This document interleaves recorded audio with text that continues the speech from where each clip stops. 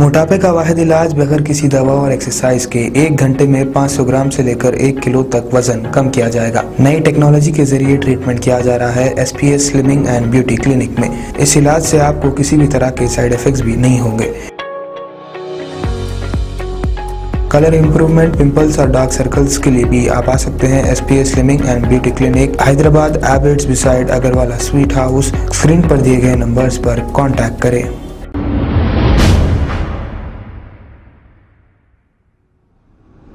अस्सलाम वालेकुम नाजरीन, मैं हूं मोहम्मद अब्दुल हकीम। आइए देखते हैं आज का ये खबरनामा। सुल्तान बाजार ट्रैफिक पुलिस की जानिब से उस्मानिया जनरल हॉस्पिटल के करीब व्हीकल चेकिंग की गई है। इस चेकिंग में बगैर डॉक्यूमेंट और पेंडिंग चालानात और नंबर प्लेट से छेड़छाड़ करने वालों के खिलाफ ये व्हीकल चेकिंग की गई है। आइए देखते हैं ये रिपोर्ट।